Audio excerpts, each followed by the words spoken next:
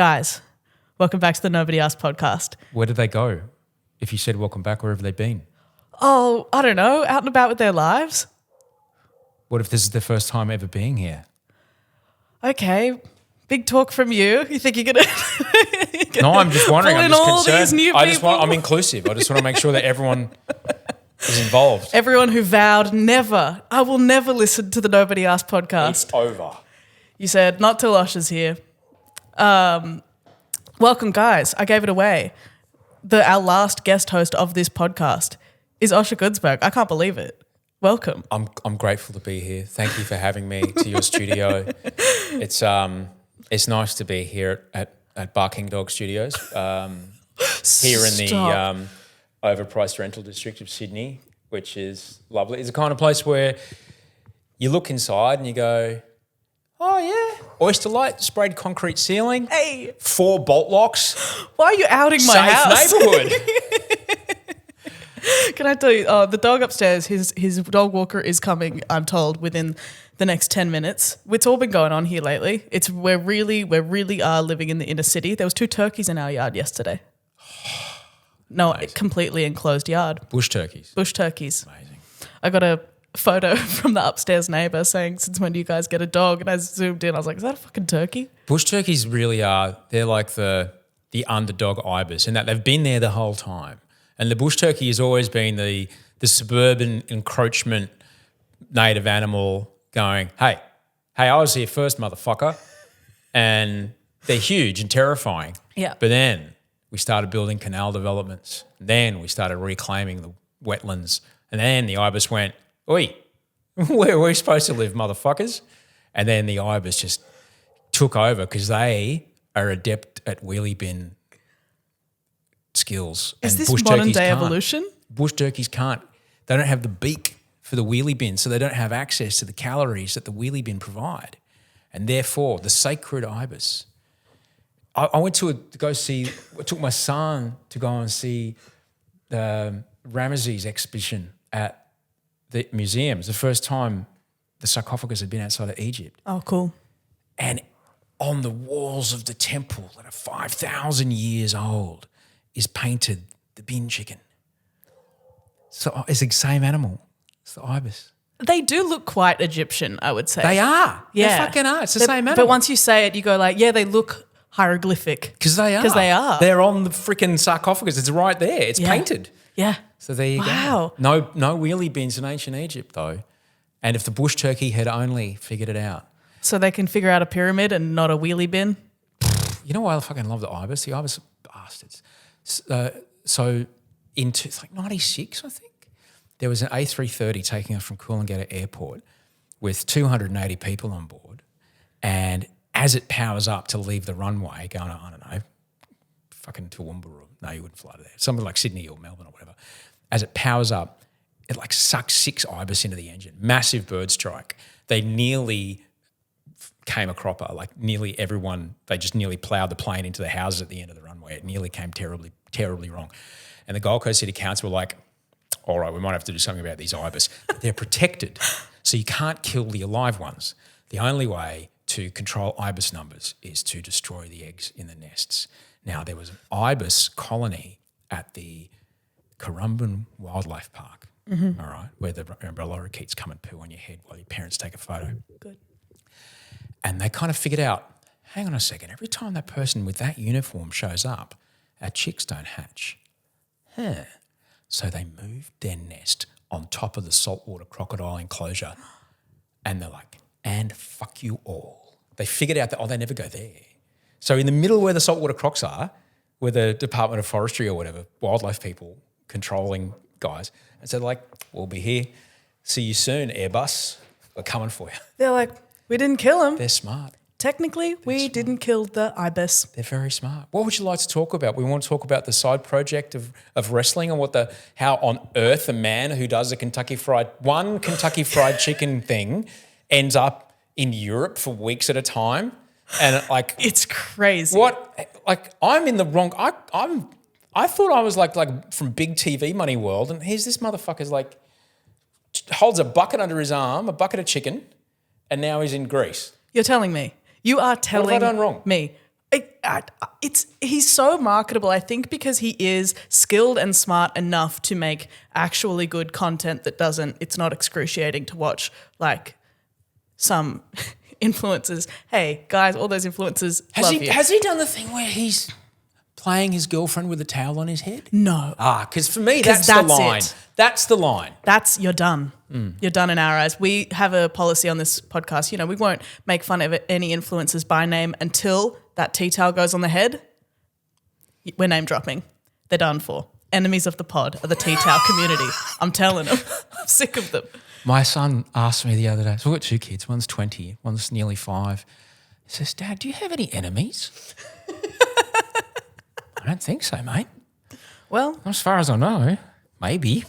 Because he watches all his cartoons and stuff. Yeah. They use the word. Do you have a nemesis? Do I have a nemesis?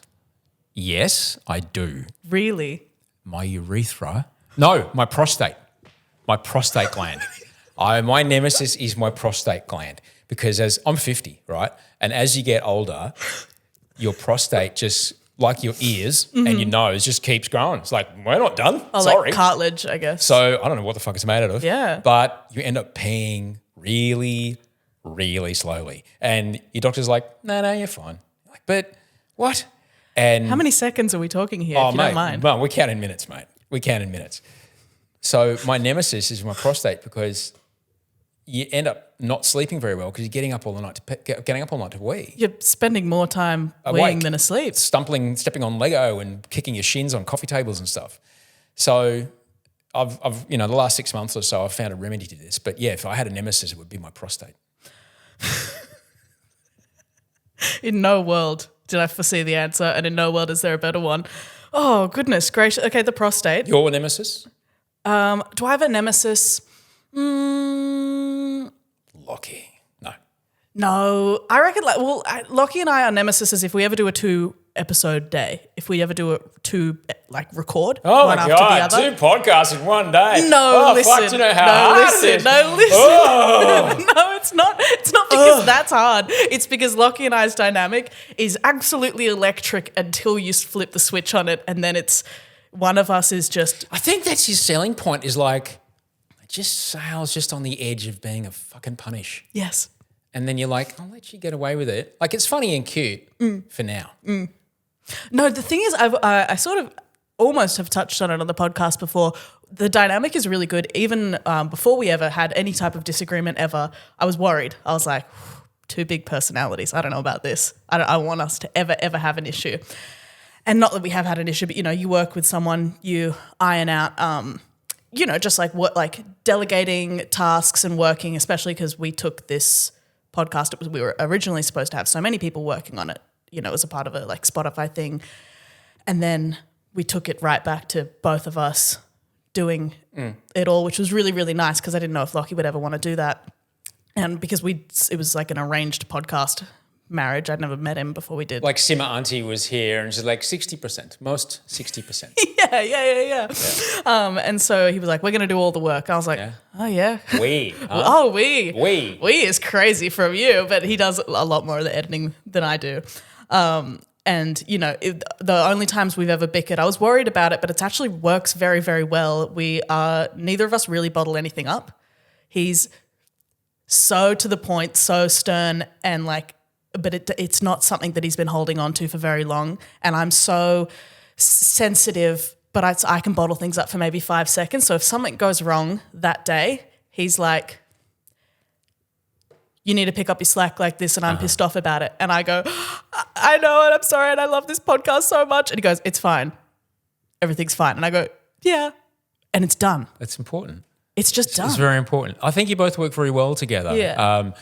Dave Hughes, who I've had the incredible pleasure to work with. Yeah. He's a radio legend in Australia. And I've worked with him for very long, like a couple of years now. He's the most unfucking believable businessman. Like when he's not like that on the radio, he's just unbelievable. Like you'd never know. Yeah. But he has this really great idea. It's like, it's fine if there's 2 funny people on a radio show, but you've got to be different kinds of funny. You can't be the same kind of funny. And I think that's what you and Lachy do quite well. Thank you. Though I'm wondering, like, at what point are you going to get into the wrestling? Well, this is the thing, because I was, I didn't know much about it. I thought it was definitely less conscious than it is. I went and I was like, oh, they're leaning into the campness of this. I said to Lachy, I was like, this is drag. This is drag. It's just a bunch of people in spandex doing flips and tricks. I was like, these are drag queens for some straight people. And he was like, I know that, and they know. It's so fun and colorful. And I was like, this is great. And I was talking to a few of the wrestlers, and they messaged Lachy saying, like, when's Edan getting in the ring? I was like, this is kind of what I'm made for. Wrestling is extraordinary. It's participatory performance art. Yeah. It truly is. And the concept of kayfabe has really helped me understand US politics a lot more. Wow. Yeah. Do you talk about kayfabe with Lachy? No, not really. So kayfabe, Kayfabe, kayfabe that's the word that in wrestling lexicon. Yeah. That is the foundational structure of what allows wrestling to be. It is the agreement between the wrestlers and the audience in that we are asking you to believe that all this is real. Suspending your That's disbelief. your side of the deal. Our side of the deal is we're never going to give you any reason to believe that it isn't.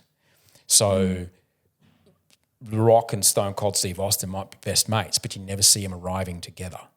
Yeah. They'll never, if one's turned heel, which Rock did, babyface went heel, he's never going to, do something kind. All right? They will never give the audience a reason to not believe it, and that's the deal. And so it has helped me when you look through the lens of particularly some of the more performative elements of US politics. Yeah. You're like, oh, it's just this is all a promo. This is all like, tonight at DebateCon 24, I'm going to trounce those guys, and my policy on negative gearing is better than them. Really? And what do you think is going to happen here? They've got no chance. Yeah. Like, it's literally that. It actually is. God, that's amazing. I always think about that. Like the idea of suspending your disbelief is also like something, I don't know, when I was in acting school, they talked about so much, saying like audience members will do it as much as you do. So if they can see that you're holding back and feeling like this is a bit silly, or I don't know how convincing this is, the audience members will also start to pick it apart and be like, oh, do I believe this? But it's you got to commit. If you do it, everyone else will. And when we were doing this, I made a fake news show. It was super fucking, it is super fun. We made a pilot and everything. Yeah. And I would say to the cast, because basically I would read the news headline, which is real, and then I would throw to, and they're unbelievably talented improvisers, and they would have no idea what the story was. Oh, yeah, my friend John Glover. Yeah, John, he's the best. He's the best. And John's extraordinary. And I'd say to the cast all the time, it's like, tonight is you have the permission to be the most horrid fucking cunt you've ever wanted. If there's a story about, say, for example, a Nazi, right? Mm-hmm. Be the most Nazi you can be. Because everyone in the room wants to laugh at that. Yeah. Don't hold back. Don't be like, I'm a Nazi, but I'm not really. No. Then everyone tightens up. Be horrible. Be the most horrible person you can be. Yeah. And the audience will find enormous relief in that caricature, because that's what they need as relief for the reality that we're playing off, which is how many fucking Nazis went for a bushwalk in Victoria and was fine? What? That's terrifying. Or went, jumped on the trains in the middle of Melbourne. This is fucking weird, dude. Crazy. And it's really scary. So we need to let the steam off a bit and laugh at it, because it's also kind of hilarious that shit is happening. But yeah, always commit every time. I think everyone needs to feel, it sounds wanky, but you know what I mean? Like everyone needs to feel safe. So if you do it with enough conviction that, the vibe you're putting out to an audience is like, it's fine, it's going to be okay, we're going to laugh. Like I promise you, we're going to laugh. Yeah. If you're worried about it, they're worried about it. They're like, something wrong going to happen. They're like, I can't get comfy. Yeah, they're like circus animals. When the show's not on, they can smell the fear. Absolutely. And, they're just ready for that cage door to be open to just fucking maul some poor chump with some fairy floss who's just there to take his kids to be terrified of the carnies.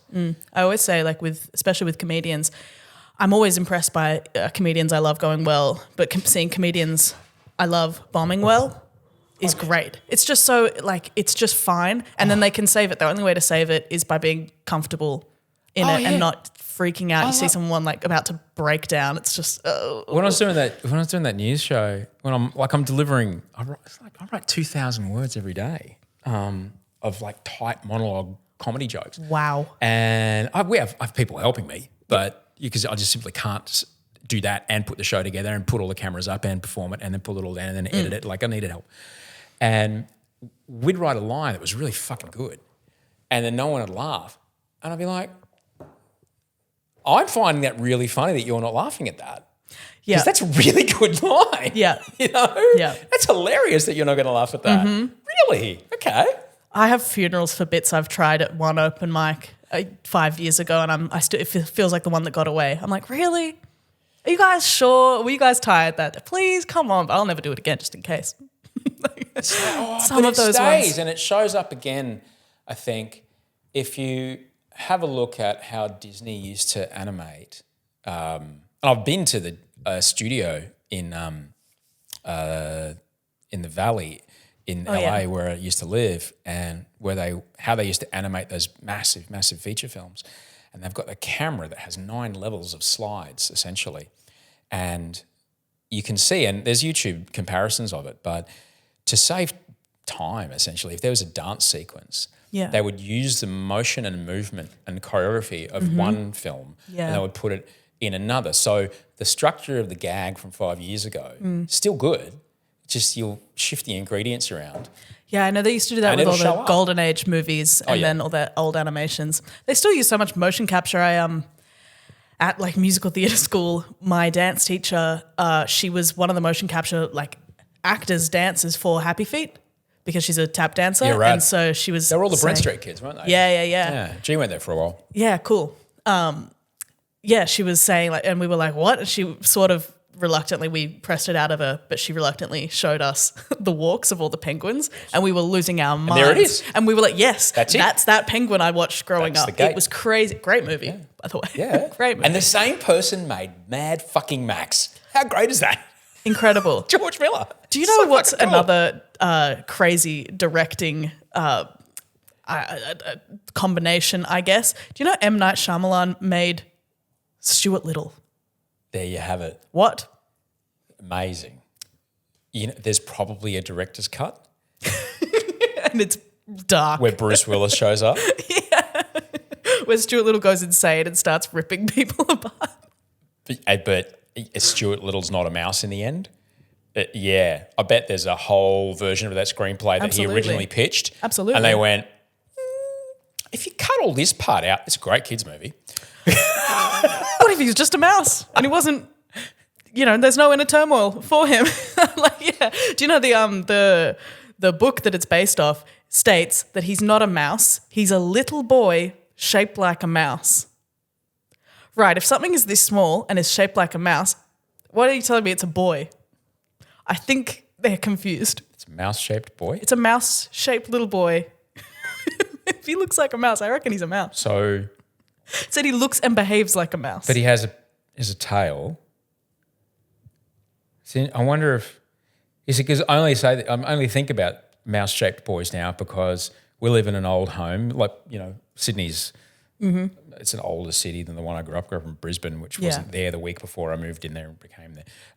And so in the older parts of the city, there's rodent populations that are like, hey, man, we've been here for a while. We've been here, like, the bush turkeys came before us, yes, but then we came next. This got gentrified by the bush turkeys. So around our home, just this week actually, I have thrown terrifyingly toxic rat poison all behind our fridge and under our cupboards. Yeah. So I wonder right now if there's a small little mouse-shaped boy in a delightful cardigan chewing into some double-strength,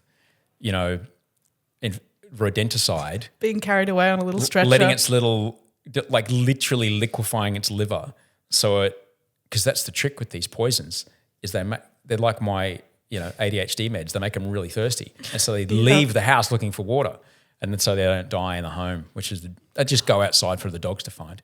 But don't worry, we got the poison that doesn't kill the animal, it eats the carcass. And yes, I'm vegan, so fuck off. You do it, yeah. You do your part in other ways. Oh, you're vegan, are you? Oh, shit, not doing the live catch trap. I think that's and I've been plant-based for a long time, like 22 years. That's ages. I can't stand vegans. Can't stand them. Mostly for the, that's the thing that's like, mate, really? The bit I can't get around with them is they will not have a conversation about, you see someone wearing a fur coat. Firstly, it's probably secondhand from a Vinnie's, by the way, and it turns them into a bunch of knots in a big pile, and you go like, sure, not great. How many, little chinchillas were there? Probably not. Probably a family of them. Probably a little race. Probably hailing from Brisbane. But that's one death, and then you wear that how many times? Oh yeah, but you see, the thing is, you're using actual logic and reality to reason with an ideologue, and that never works. And they're always wearing leather shoes. Yeah, come on. You can't reason with an ideologue because they exist in a world that doesn't share a reality with the world that you and I are sitting in right now. Absolutes don't exist in this universe. They simply don't. Everything is on a spectrum. That's true. Even like the very molecules that are holding this table up, there's empty space between them, and everything melds into itself. Like there's little bits where my skin touches the atomic bonds of the wood, and there's a little bit of overlap. It's not entirely wood and not entirely skin. I don't feel it. Yeah. But absolutes don't exist, and to make someone wrong for an absolute being absent is like, come on. Yeah. When I was having this chat with someone the other day, it's like, show me when in history, whenever, like since, let's go from Renaissance on, when in history has using shame and bullying ever changed an entire community's mind about something? Never. Fucking never. You just got to hear people, because also people won't listen to you until they feel heard. It's like exact same thing as fighting or arguing or discussing with a close friend or a partner or a family member. You have to let people talk, and then you let them listen to you, and that's the only way you get anywhere, because if people don't feel heard, they're going to just dig their heels into everything. You got to take people on the journey. Yeah. You really do. And like, if it worked, sure, great. Yeah. Stand there in the mall showing terrifying footage of chicken farms. Yeah. Great. But that doesn't work. People just literally block it out. Yeah. And then go and buy that bucket because they've watched a bloke called Lachy talk about it. Oh, it's crazy. I do love the vegan meat. The who? The vegan meats, meat. Oh man, I kind of love. I got a bit weirded out by the first time I ate one. Yeah, it was a bit much. Yeah, Bryce gets like that. If they're too good, he demands. Yeah, it was a bit like whoa. He'll get the package out of the bin and make sure. Yeah, they get the first time good. I had one, I had to double check it because it's like, yeah, but they're pretty good. It's so weird, man. Their hearts. I guess their hearts are in the right place, and but you can't let perfect be the enemy of good. That just stops everything. We can't start until everything's right. Well, then we're never going to leave, man. It's. That's the same thing you could say about everything. In terms of like, we'll cop backlash for like saying certain things or whatever, and I'm like, I promise. You need to, I just beg people that they have a problem with anything Lachy and I could ever say. I'm like, I beg you to go to an open mic that I could slip down to in the middle of, even in Newtown, one of the most progressive suburbs we have in Sydney. I beg you to go listen to what these open micers are joking about, and you will understand that I am not the enemy. In Newtown? Oh yeah, like they'll even be like edgy around there. Open micers have a... But what does edge look like in Newtown? Well, real edge is different. I would say it's you can make a joke about a darker subject if you're on the side of it that you're, if there's a reason for you to make that joke, I would say a lot of these, like especially these younger guys, get into comedy and they want to do something different and be different in some sort of way. And so they just say things for shock value, and it's not smart, and it doesn't do anything for anything. It doesn't change anything. They don't really even believe it. You don't have to, like a joke doesn't have to derive from 100% honesty and reality. Sure, no, but like what's the point of saying something racist or sexist or homophobic if it's not even funny?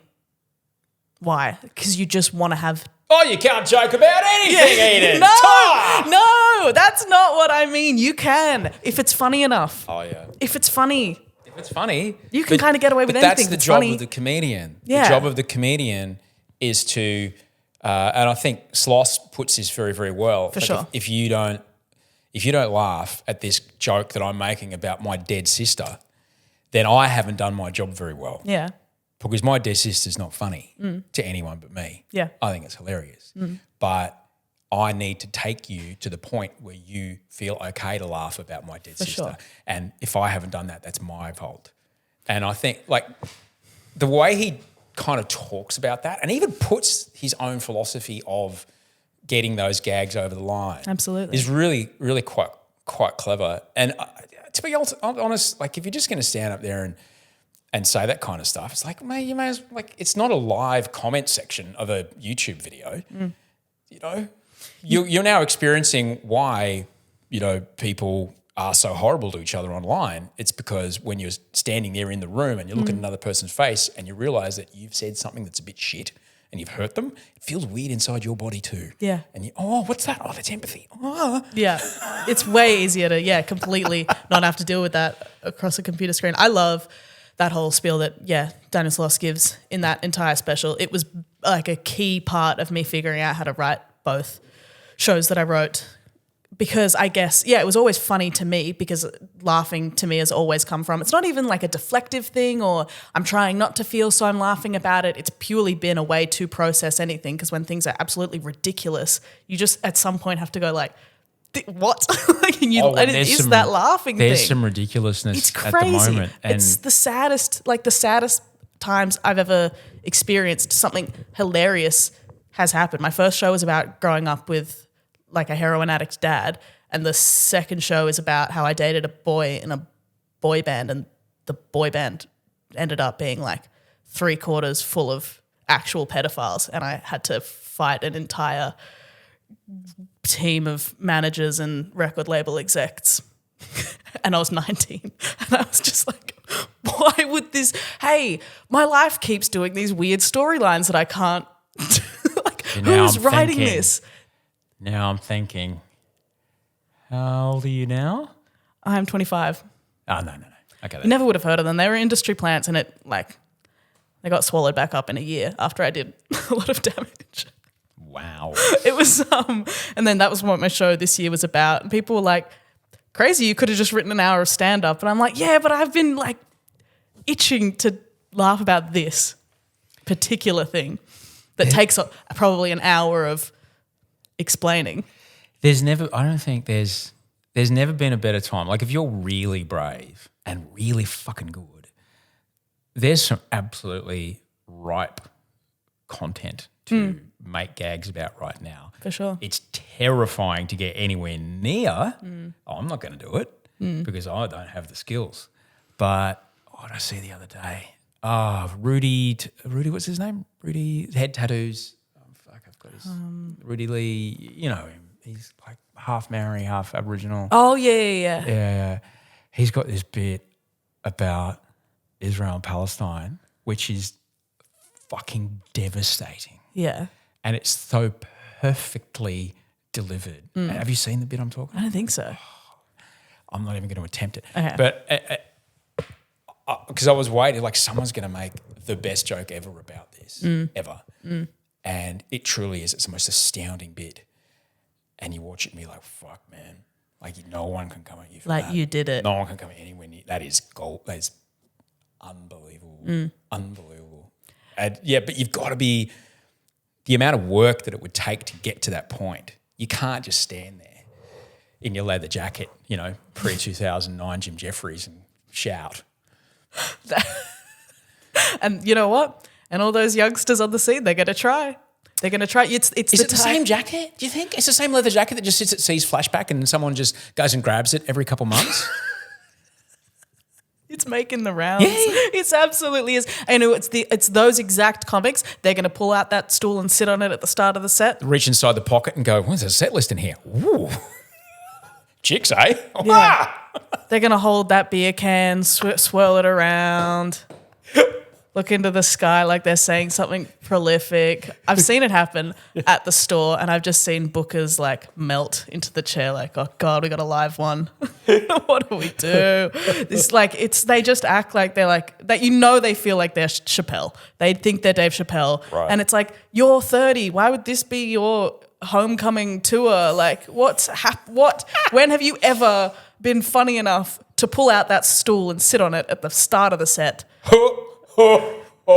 Sitting on that stool is the equivalent to putting that tea towel on that head. I'm sick of it. I think they should be banned. Stools. Stools. No more stools. The stool should be for the glass of water. Grow up. Stand up. It's not a stool for bums. Yeah, that is a stool, so we know that stand-up comedy is happening because that's the set we've come to know and love. Get up. Unless you are about to pass out, you better get up. Oh boy. Yeah. But then again, like I'm and Heggie always goes on about he does an entire hour without drinking a sip. Yeah, cool. Right? And I watched Huberman, Professor Andrew Huberman, do 2 hours and 45 minutes at a sold-out ICC. It's like 5,700 people. Wow. He talked non-stop the entire time. Not a lot of laughs. Wasn't a stand-up gig. But he did not take one sip of water the whole time. And I've had about 5 since I've sat down.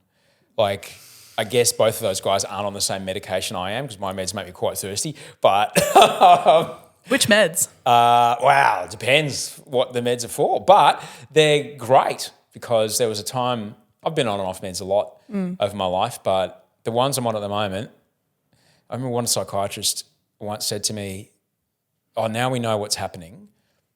From here, it's just dosage. It's just, you just had to have the perseverance to work with me and getting the dosage right. Yeah. And I've tried, I don't know how many different combinations of whatevers. And what I'm on right now, it's like, oh, that's actually pretty good. I'm okay with this, yeah. I'm able to have an actual life and get stuff done and, go through my day and not think the world's ending and be all right and not react explosively to small things. And that's actually pretty good. And it doesn't happen as soon as you start taking them either. It's more like peripheral. You just wake up one day, you go like, oh, I guess they're working because my life isn't in shambles.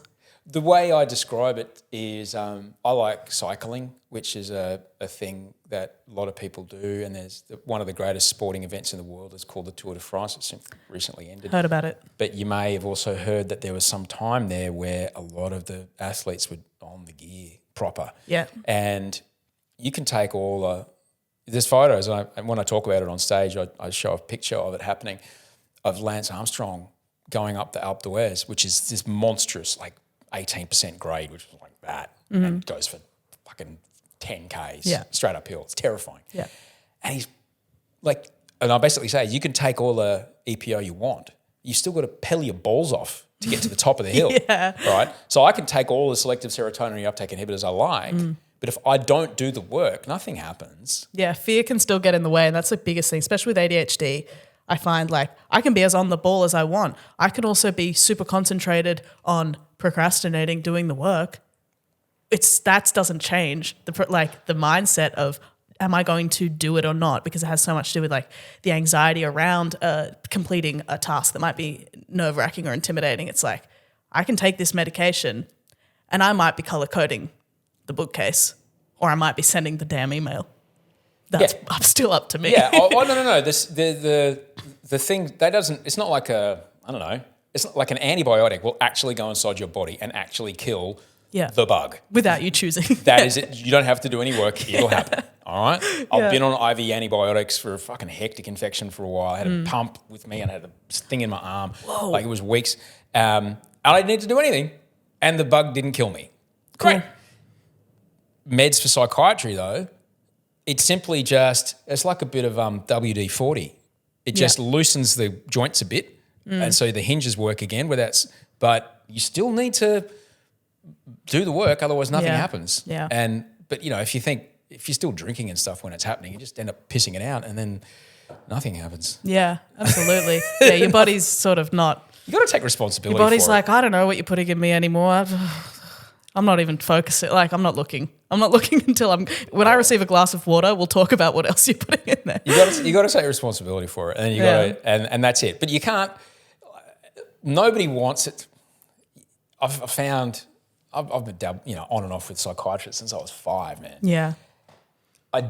Having it as your sole sense of identity.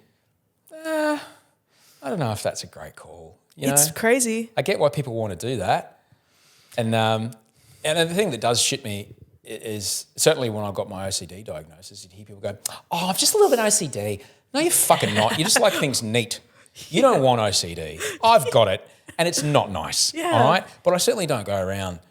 If I'm in a workplace or whatever, and if I'm not completing something, and I say, "Oh, it's the OCD," it's like, well, then, it's a bit shit. Because I'm not taking responsibility for this thing, and these people are paying me to be here and paying me to be. You should be able to manage all that shit. Yeah. Whatever is where everyone else can manage their shit. You might have more shit. I don't care. But if you're going to do this job, you need to be able to manage that. And so I think it's super important to. You may have a diagnosis or whatever, but if you let it become your identity, then really you're not. I don't know. It kind of gets in the way of a lot of things. Or if you use it as a reason for shitty behaviour. For sure.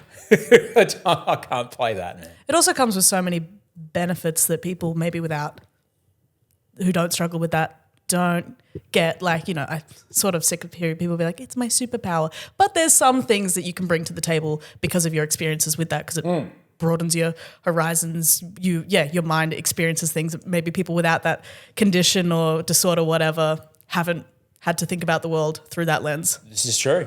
Sorry, I'm just checking my phone because I'm remembering what a thing after this, and I just want to make sure that I don't fuck it up. No worries. No, he's at 3. Okay, that's good. No, I'm good. Cool. I'm good. I just saw the time and I was like, what the fuck? Now, speaking of which, I have this, which I play with because it's quiet. I have another one in my bag. Would you like one? I would love that. All right. For the purposes of this. Yes. Oh, this is the best. I've actually been trying to find good ones because none of them are quiet.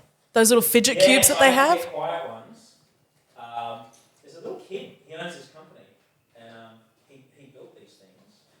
And years ago, he sent me a bunch. Yes. And I found them in a shop. It's actually just down the road from here. Really? Yeah, I found them. This is a wonderful, wonderful thing. Oh, I like this one a lot. My producer Andy, my audio producer Andy was like, mate, I understand you got to do stuff with your hands, but you're going to have to find something quieter because I just can't edit every click and fucking flick. Clicking pin and whatever I was playing with. It's usually mic stands or bits of camera shit that are lying around my desk. You got to find a more productive way to do it. We've got bar coasters in here, and every pub or like restaurant or whatever I've ever been to, that coaster is torn up into a million pieces, and I just have to scoop it up because you don't want someone else, like it's not someone else's job, someone working at the restaurant or the bar or whatever, to clean that up. And so I will go home with pockets full of torn up stuff. Pockets full of beer mats. Yeah, it's like, what? That's in the wash. And that's in the wash. That was in my folk period, that was my 3rd album, Pockets Full of Beer Mats. Yeah. Yeah. Yeah. When I was 12-string guitar and sideburns. It's a long time ago. Awesome. I think I read a thing about you playing lots of instruments. What ones do you play? Mostly bass. Yeah. And that was double bass as well. But I play guitar, I play piano, play the melodica. Awesome. I sing. I could play a C major scale on a flute at one point. Cool. I like to figure out instruments. I've always been a musical person. I like music a lot. Music is. I've recently gotten quite heavily into drone metal. Like I really love metal. I love metal. I really love it, but not. My dad didn't like not that shit. Yeah. Like fuck off with your screaminess. No. What are you screaming about? Being from Iowa? Yeah. Yeah, driving. Yeah, exactly. Driving my son home from daycare yesterday. He will sometimes ask me, "Dad, play the Dragon song," which is a Perth band called Silent Night, Knight.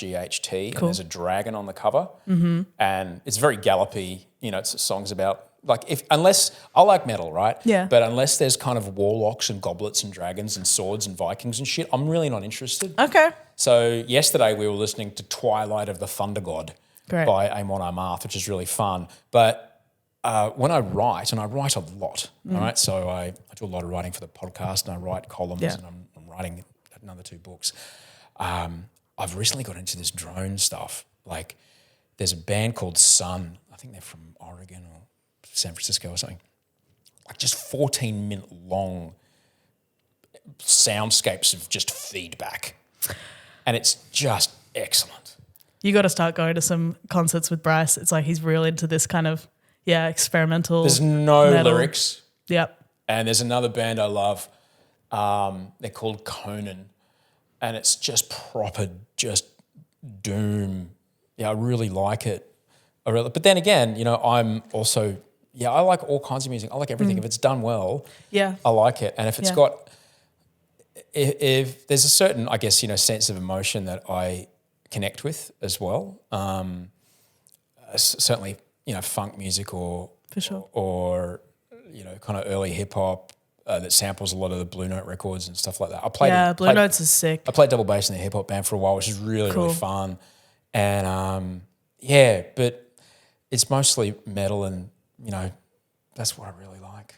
I think especially creative people need a type of like a certain intensity to music that you can sink your teeth into. The only type of music I don't enjoy is ones that feel, I don't want to say corporate, but it could. I could say ones that feel like, do you mean this? I need them to really mean it. And that doesn't mean it has to be loud or fast or whatever. Yeah.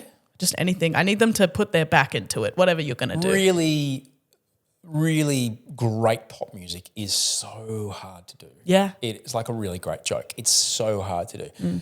And I went When through it's this good, phase. it's so good. Pardon? But when it's good, it's awesome. One of my greatest, most favourite songs of all time is Carly Rae Jepsen's "Call Me Maybe." It's it's pretty much a flawless pop song. You got to talk to John Glover about that song. As fucking He's good as it obsessed. gets. It's as good as it gets, that track. Yeah.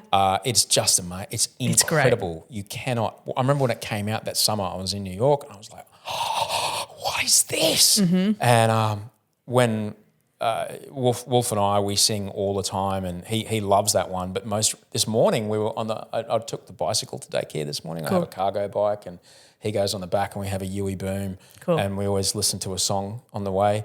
And we've been listening to The Bus Stop by the Fatback Band because we pass a lot of bus stops on the way. Cool. He loves that shit. Awesome. He loves Ghostbusters because there's a good call and response in that. For sure. And this morning he was like, Dad, play the Robots. We were listening to Kraftwerk Robots this morning, and he's just mad for it. This is such an extensive music, like range of music for a kid. It's awesome. I want to make sure that there's more in his life than the Paw Patrol theme song.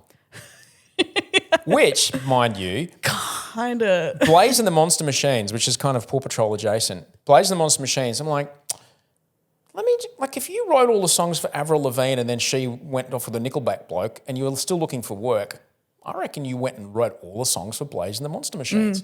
Which, if you like to know about physics or thermodynamics or anything like that, if you want if you're doing high school, bear in mind, if you're doing high school or first year uni physics or chemistry or what, don't worry about your textbooks. Listen to Rock and Road songs from Blaze and the Monster Machines, which is essentially 75 30-second tracks all about physics and mostly physics. Cool. And it's like objects that are in motion tend to stay in motion. Inertia, it's the first law of motion. It sounds like it's Avril Lavigne, but because it's a song, you never forget it. I know all about centripetal force through a song from a cartoon. I love that. The best. You don't get to choose where you get your knowledge from in a way. Sometimes you just pick up things. I remember once I was in LA with my mum for the first time and I was a teenager and we were trying to work out, we were in Santa Monica Beach. We're trying to work out how to get to the water from this one street. And for some reason I knew and I was like, how do I know? I've never been to this country before. It was my first time in the country. And I realized I'd played Grand Theft Auto Yes. And I knew exactly how to get There you through go. the streets to the beach. I was like, There you well, go. yes, the police will be catching us because that's how. Did you have a baseball bat and just like, I need this, and grab someone's Camaro? Yeah, unfortunately, we're going to have to And your mum's on a someone's- BMX trying to catch up? Yeah. yeah. Oh, yeah. We've got helicopters surrounding us, but I do know how to get us down to that pier. I lived there for about 10 years, and those helicopters, man, every time you're like, someone just died. Yeah. A cop just shot someone. Yeah. That's why they're there. It's pretty insane. It's so fucking crazy. Especially around like Venice, Santa Monica, because it all feels like a movie set all the time. In a way, it's like everyone looks like a paid extra. Everyone, there's like everything's so sensationalized over there. And then it will get so real so quickly. It's like, a gun. A real one. A real gun is Yep. there. It's Cool, a bad, that's all it's right. a bad time. It's a bad time. But the thing is that about that country, which I love, is that we often only hear about the negative bits of it because that's the noisiest parts. There's just as many people who are working just as hard to do really awesome shit that aren't, full fucking libertarian tech bros who, believe the code will sort it out. No, it won't. Yeah. Market interventions are important. The libertarians scare me, but I do love the hobbies. Like I talk a lot about doomsday preppers because that's just like, it's just like dads always have every dad has a shed. Some dads have a shed that's a bunker. Like it feels like canning goods is so, it feels like such a fun little hobby. Man, I would get into casual doomsday prepping just for fun. casual doomsday prepping? I could think of nothing worse than being trapped in a subterranean tube with a chemical toilet and 10 years supply of baked beans with the paranoid person who built all that stuff, their partner who is like, I can't believe you blew all the cash on this. Yeah. And 10 years of him going, I was dumb to buy this shit, was I? See, kids, who was right? Mum or dad? Yeah. Huh? I don't want to be in a marriage that's falling apart under the ground. Show me a marriage that stays together in that scenario. I never, do not want to be around after a nuclear apocalypse. No You want fucking to way. be out of there? If I see that flash in the sky, I'm running That outside. mushroom cloud, you're I'm done. like, hit me. Come on, Right. blast wave. Vaporize me, baby. I want to be a shadow on the ground. I always thought I'd be that way. And then when COVID really kicked off, I didn't really have a place that I was living solidly. So my stepdad had a little cabin down in near Jindabyne in the mountains. And I was like, This sounds like an episode of Mr. In Between already. Yeah. And I was like, I don't know what to do. I don't know where to go. I don't know where I live really. And then I was like, I just have to drive 7 hours, by the way. And I just did. And I ended up down there. And then I did go insane after a few weeks. And so I called my best friend and I was like, how? Did he leave the key out? Yeah. No, I had a house down there. I picked the keys up from them and then. Oh, right. It's not like you just ended up on the front door and B&E'd your way in. No.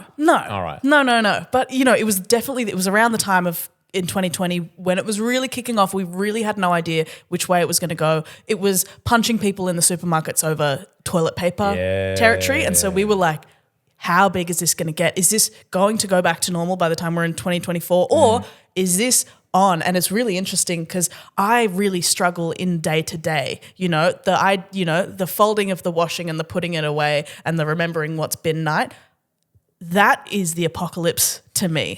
That is, shoot, I'm going outside, I'm saying, shoot me, get me. Wow. But the apocalypse, for some reason, because it's down where we were living, it's sort of a lake house resort place in the summer, I guess, when people are there, but no one's there because no one's at their holiday houses. So they have archery around there. And I turned to my friend and I was like, let's get really good at archery in case this thing kicks off. Hey, we're out, we've got space, we've got a balcony. So now when Lost calls, you're ready. When Alone calls, you're ready to go? I'm good. Yeah? I got to become a celebrity so they can get me out of there. Now what? Oh, I see. Now what kind of, are we talking just a regular bow or like a compound bow? Just a regular one. The one they would give to kids. Not the compound bow, the one that's hard to pull. Have you ever pulled a compound bow? I don't think so. It's hard. Right. It's fucking hard. I got an arm that's overextended. I'll show you a picture of a crazy bruise after this episode because it's bends too much. And so whenever I would pull the bowstring back, it would hit, and I'd go, "Does that hurt anyone else?" And I guess it was like lightly grazing Yeah, that's everyone. why they wear that little duva there. Yes, and everyone Yeah. was like, "Yeah, it kind of hurts," and I was like, "I'm being a baby right now," and I you're not. took the t-shirt off, and I had a bruise that covered my entire arm. It was crazy, and everyone was like, "You just did that," and I was like, "I don't know." Everyone said it was also hitting theirs. I thought I was just being a baby today. Other people made sourdough, and you got really good. Moving targets? No, I mean, I could have. There's a lot of kangaroos around there. But I don't know how legal that is. Don't they encourage it? Shooting them with bows I could never do it. and arrows? I've never. I would actually cry for the rest of my life if I ever had to do it. You know, for If food you or hunted something. something. Yeah, Wow. not with a. Yeah, even if they pointed that bow at me and said, "Point your bow at that," I think I would cry. I think I would. I'd cry, but I'd shoot it. Yeah. Yeah. Yeah, I'd get real. You know, I'd get into someone else's culture where they treat I'd deal animals with the nice. vegans later. I can handle that, but I don't want to be dead. I'd be on the phone call to it like a Native American, being like, "How do you guys do this again?" Because I know you do it respectfully somehow, and I'm crying. Oh man, at the library, like, so I'm in Picture Book Town with Wolf at the moment, and so we're at the library a lot, and there's like heaps of like really quite rad stories from First Nations Australians, and there's all the stories about. You don't need to call the Native Americans by any means. You just go down to your local library and find a couple of stories about, we gave thanks to the kangaroo spirit for feeding us. for Like, sure. it's all there. It's all here. You don't need to ask, No, we do have heaps. Native We don't need to Americans. outsource that. That's on home ground. That's true. You can ask, there's people that live down the road from you right now. Yeah. In Glebe, who'd be able to help you out. Yeah, absolutely. If you like. It is, Absolutely. it's all there. I still can't get my head around the wrestling thing though. Like, is there a space for this podcast to cross over into the kayfabe of the wrestling world? I've never been so sure about anything in my life. And that we're going to start shit talking and yeah. calling out people? I'm posting a video next week of Lachy doing it, and because it's so fun. I love the the role playing. And like, because it's all fun about, how far can we take the ridiculousness? Yeah. Is there? Because the other really interesting thing about the wrestling is the out of the ring drama. Yes. Right. So, and he and I love it. I think it's very funny that I'm his dad. Yeah. Thing. Would it be funny to have, you're not my real dad, kind of, and I'm, I'm like, in like the big suit with the sunglasses as the manager. Like an absent father vibe. Yeah. Like Beckham's dad who would just show up. However, I think we'd have to ask him if he's into it. And maybe at one point I should meet his actual dad. But I think it could be fun to be like the Beckham dad. Absolutely. Just shows up on the sideline, just blowing vape clouds. And It's a wonderful, truly wonderful idea. Can I ask how old you were when your stepfather came along? I was, I believe, 7. Oh. I believe I was 7. And I loved him. Mum had other boyfriends before and I was just not about it. I did so much to get rid of those fools. I did. They weren't staying around, not if I was, not if I had anything to do about it. I remember I was telling someone yesterday, I used to do a thing whenever they would stay over at my house with Mum. I would wake up, pee the bed. I would be like 3 or 4, walk in, say, "Mum, I peed the bed. I have to sleep in your bed and he has to sleep on the couch." And they'd sort of look at me like, and I'd look at them like, "Oh yeah, bye-bye." yeah. All right. And then I met my stepdad and he is quite an anxious, shy man. And then I just fell in love. He's just the best. He never tried to be my dad, but he was so there for me all the time. And I was just like, wow, this guy's awesome. And I always say, like, he's not my dad, but he's definitely my like father role. Right. He's awesome. Because I'm a stepfather. Yeah. And it's kind of weird because I don't know, the fucking algorithm's got me figured out. So I just see all this parenting content forever. But people don't talk about stepfathers. Yeah. At all. They don't. And I'm not even going to go there. People don't talk about that. Yeah. People don't talk about it. And it's if there's the the trope of I think step parents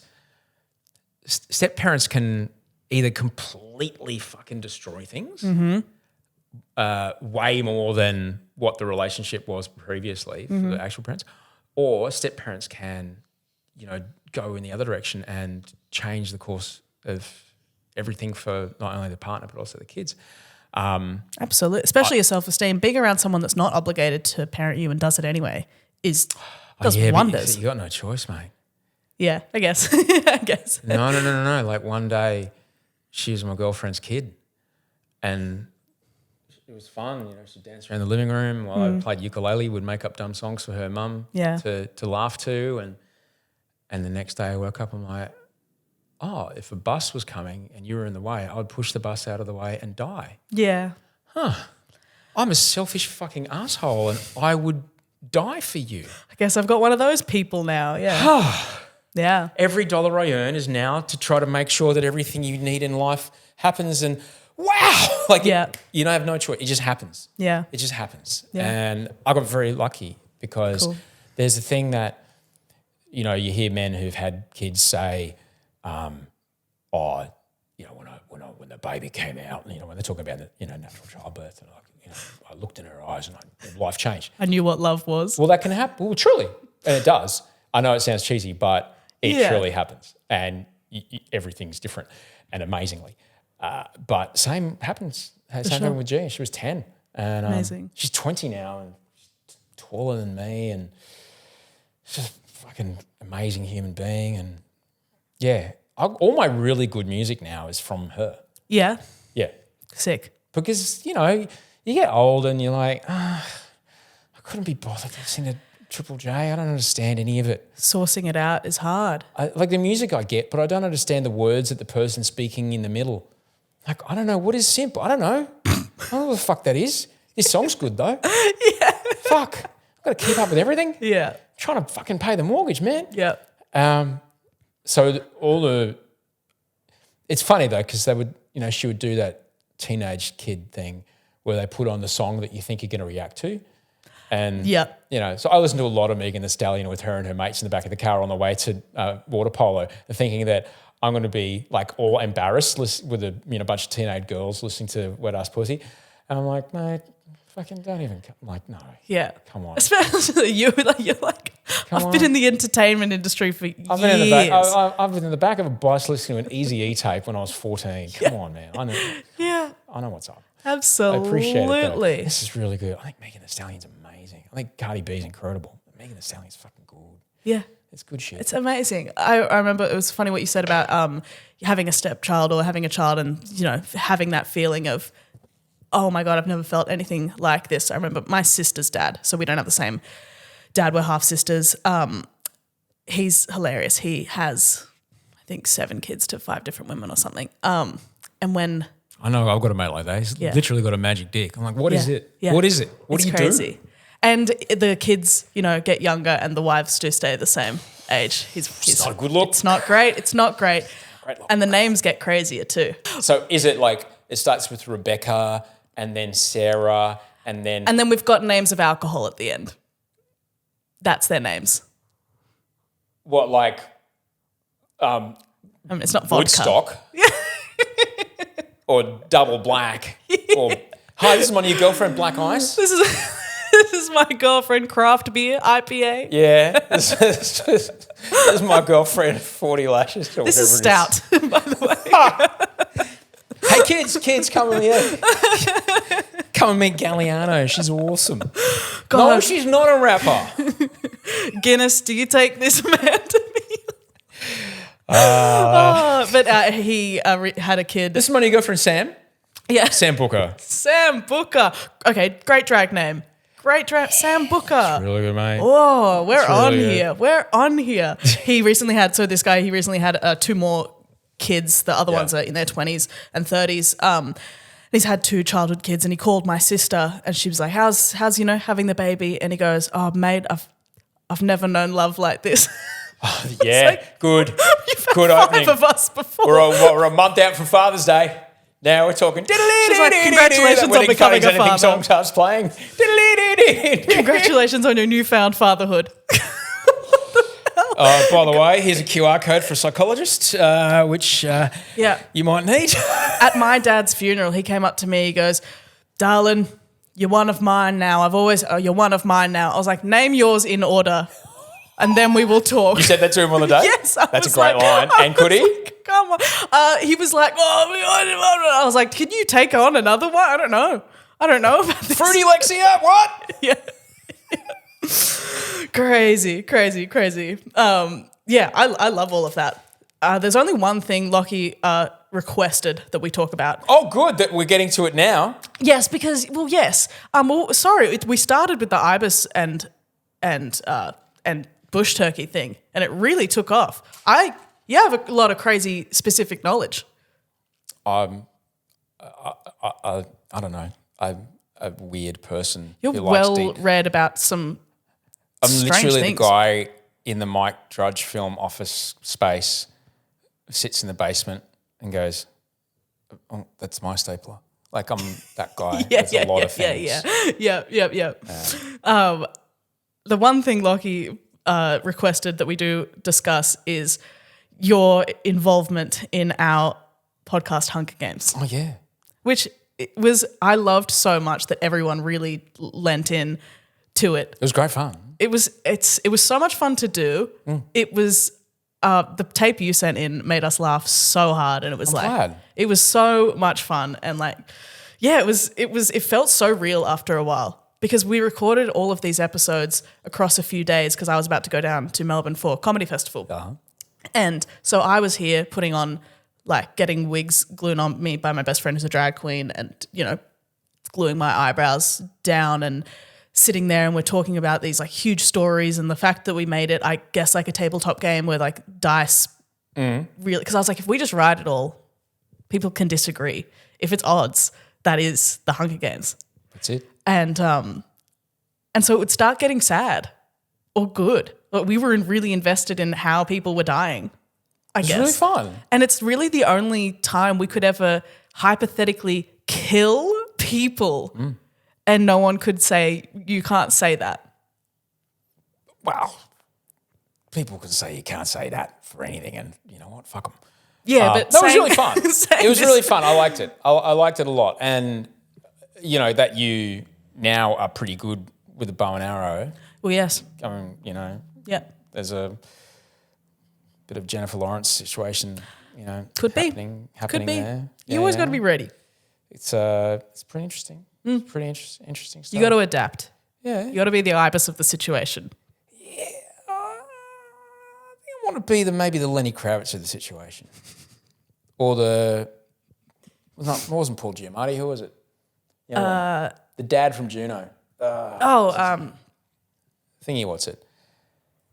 Isn't fucking Woody Harrelson in it as well? Oh yeah, Woody Harrelson is, and Philip Seymour Hoffman. That's right.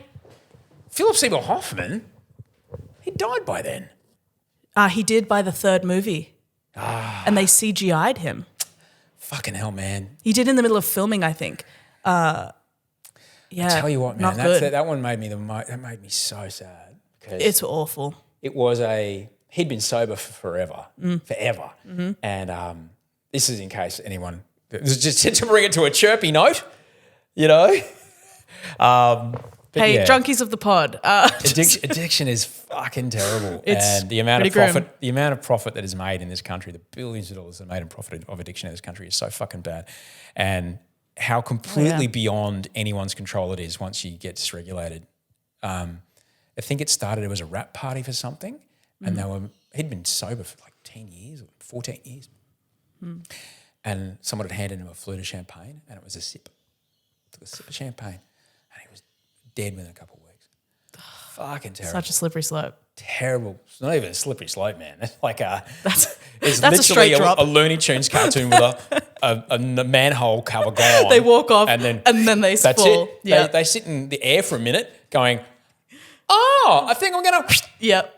And that's it. Yeah. And it's too late. Can happen to anyone. So, yeah, kids, fucking... I reckon stay away from it. I reckon, yeah, perhaps don't believe all the songs that talk about how good it is. Oh, yeah. Oh, yeah. Because every rapper that releases one of those, gone skis. Unfortunately gone. Yeah, it's pretty crazy. Pretty fucking dead. I always say that's the best thing my upbringing ever did for me is I was like, oh, what they're talking about in the rap song is not. I'm watching a full grown man super glue his teeth back in, and I was like, yeah, no, it's pretty gross actually. I was like, I don't know about it. Creative, and you know what? Resourceful. Wildly, not the most toxic chemical in his body. Not at all. Not at all. And I think that's when you're looking at the opportunity cost of like, yeah, well, look, this isn't actually the thing that will kill me, the super glue. Honestly, when he did eventually die, all of his friends that were still alive, not many, sort of the thing they had to say to me was like, God, it was that like, I didn't think anything could do it. I'd seen that man do insane things. Yeah. God, they were like, I'm surprised, even though it was like the least surprising thing to ever happen ever. It was inevitable, of course, but oh God, I really thought he was going to just keep going on forever. Yeah, you can't use the Keith Richards defense because eventually, you might still be alive, but nobody really wants to be around you. No. Not at all. Part. Oh, I was like, he was kind of gone years ago. It was just a entity around. Back to your Hunger Games though. It was fun. Yes. There you go. And it did bring me back to, I actually did that film junket at Comic-Con one year. And, cool. And I mean, by that point I was like, I am too old for this job. I do not relate to any of this. And none of this makes any sense to me, but I need the money, and so I will interview you, Jennifer Lawrence, and you'll be charming and delightful, and I will watch this movie and go, look, I can see why if you were 15 you'd be really into this, but I'm like 40. 30, I was 38. It's like, nope, not for me. Then early this year you went, I'm back. They've roped me into it against my will again. It was fun to go down to Comic-Con. That's fun. Yeah, but it's really interesting. Then you get roped into it for a podcast and you're like, no, I'm not even getting paid. Oh, no, that was fun. No, that part was fun. No. It's nice to have a bit of, it's important. Yeah. It's important. But, I'd be happy. I'm always happy to help. Thank you. To do something. Thanks for coming on today. We're in hour 7. All of these guest pods have been so good. I'm just so excited to talk to someone. Sorry, Locke. Well, I'm so excited to talk to someone that's not Lochy. I'm kidding. He's going to have to bring some fucking heat. Well, he'll talk about Europe. How many travel stories are you going to let him get away with? Oh, one. He can compact it. No, it's good. Anyone who goes to Europe, you can't stop him. You're going to have to give him like if you dare correct my pronunciation of a food or you drop the name of a town that isn't Athens into a conversation that didn't need to be there, there will be a penalty of some kind. Yep. Significant. We'll have a jar, like a swear jar. A penalty. And he can pay in brand endorsements. Oh, yeah. That's how he can pay. You shoot those over to me, thank you. Yeah. Every time you do that, the next time a client pitches it, you say, it'll be a two-hander and I'm splitting it 50-50 with Edan. Yep. All right? Thank you. He'll get a few of them out of the way and then he will desist. Absolutely. Yeah. Absolutely. This is a wonderful idea. See, I've got live You've got to hit him where it coaching. hurts. Yep.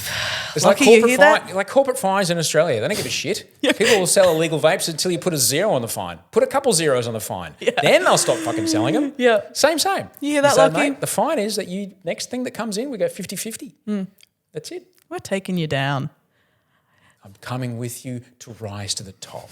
We'll enroll the people. Bring the people with you. Bring the people with you. All I needed was some numbers, some solidarity. If I said anything that upsets anyone today, all my shows have already been cancelled, so I don't care. You said, I mean... What are you going to do? I think you said amazing things. I don't think you said anything that anyone could be mad at. What are you going to do? Oh, people find reasons to be mad. Don't worry about it. Well, guys, if you're mad, you can get mad at me. If you're mad, like really, why? Just have what a are you walk. actually mad at? Just go feed the ducks at Centennial Park if you're angry. Have a think about it. It helps me. Have a think about why you're actually mad. Yeah. Are you mad on behalf of someone else? Is that it? You're mad at a buzzword that you think you're supposed to be mad at. If you're mad on behalf of someone else, if you're mad about something you can't control, you may want to think about that. Your life's going to be pretty tough. You can only control the thing. You can't control the world. You can only control how you think about the world. And if things that do not affect your life, throw your fucking day for a loop, and then don't allow you to connect with someone or mean that your first date with someone, all you want to talk about is some shit you heard on a podcast that day, then who's the loser in that scenario? It's not me. I've overheard dates like that. It's crazy. You what? I've overheard first dates where some guy's just like, and and the reforms on this and Joe Rogan was saying, and I'm like, bro, did you have anything else to bring? Did you have any, brother, we'll go through the dot points. This can't be the one. No. Somewhere there's a woman that wants to eat bow-hunted elk. It might not be her though. Or him. Men want to eat bow-hunted elk too. Your table has animal feet. Man, we've really fucked off the vegans today. Yeah, I was going, sorry, plant-based. Sorry, snowflake. God. All that shit is so hilarious. We're going to see so much more of it the next couple of months. It's so ridiculous. It's all wrestling. Never forget, it's all wrestling. Life is wrestling. All wrestling. It's all kayfabe. Absolutely. It's going to be fine. This is the best episode. Ever. Probably ever of any podcast. This better be in your podcast awards nomination package. Absolutely. And if it isn't, I'm fine. If it isn't, I'm fine. We're not friends, but it's fine. Okay, bye. Bye, guys.